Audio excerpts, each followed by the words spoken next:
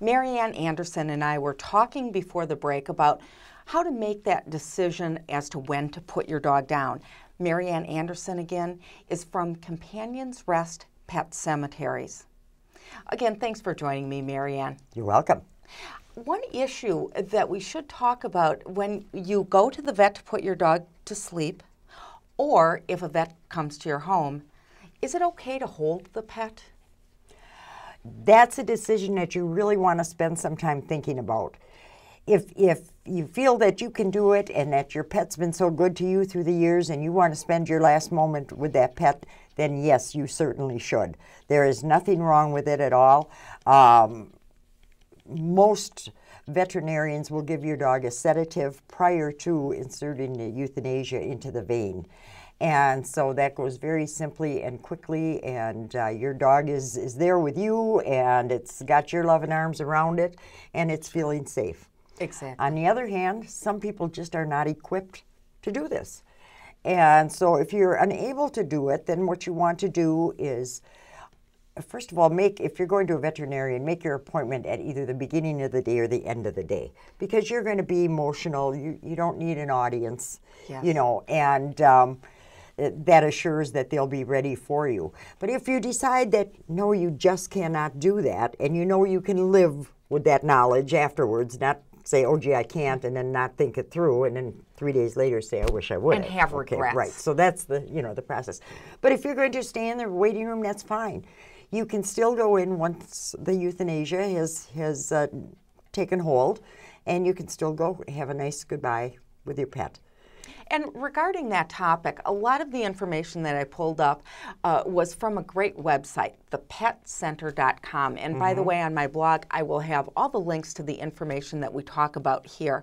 So reading through that, one thing this veterinarian, who's the writer of the article, said that at clinics, although they have to go through this all the time, it doesn't mean they're cold-hearted and hard, or they consider any questions you might ask as stupid. Right. So right. definitely don't be bashful about asking your vet to prepare you. Right. Ask about the procedure. What is the Sure. procedure going to be? You want to be informed.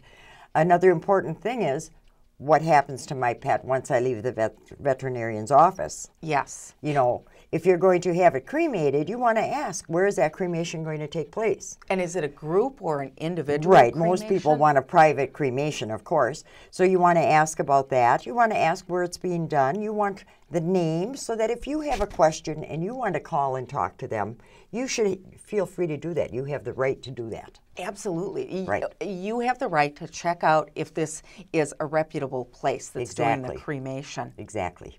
At Companions Rest Pet Cemeteries, do you provide cremation services? We provide cremation services.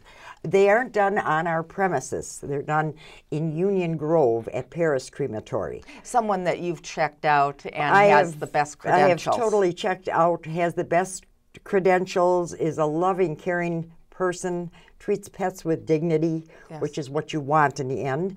And I just feel very, very comfortable with them doing the work for us. And the comments we've gotten from families about how they enjoyed that they could ask a question, and you know, they felt like they were informed. And even though we understood they were emotional, we took the time to take them down that pathway. It's an experience, and you know, you're going to look back on it and want to know that you did it correctly. So anything that we can do to put people down the right path and make them feel good about their decisions. And you do. Let me ask a question about the burials at Companions Rest Pet Cemeteries. Are all the pets buried there cremated first, and their ashes are placed in the ground? The majority of the pets in our pet cemeteries are full pet burials. Oh. Right, complete with casket and service and whatnot. And of course you have a variety of sizes of Yes. pets. Thus, Yes. you have a variety of sizes of caskets. Right, we can accommodate Ponies, any pet. horses. Yes, no matter how small or how large. Not looking for any elephants, but yes, we could accommodate a horse. You know, you'd be amazed the pets that people come in with, because as long as you love it, it's a pet. Oh, All what right? kinds of pets do you see? Oh, we've had a chinchilla, we've had rabbits, we've had different kinds of pets come in.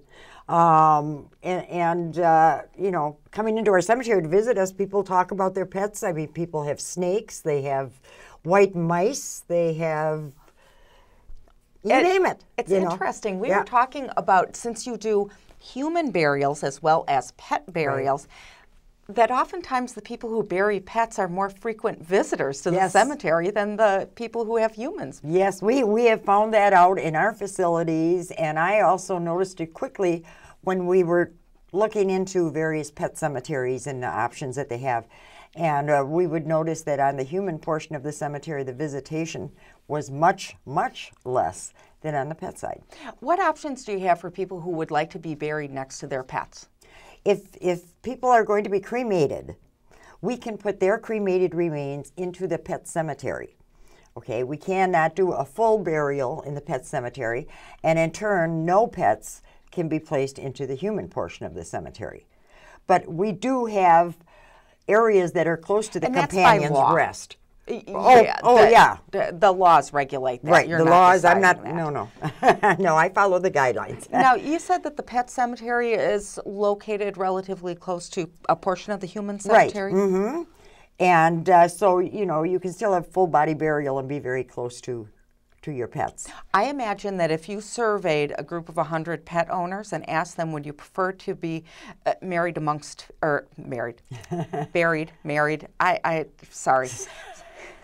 next to a human or buried next to a pet, most would choose the pet. Most would choose the pet, exactly. They cause less grief, create more joy, all joy. Right.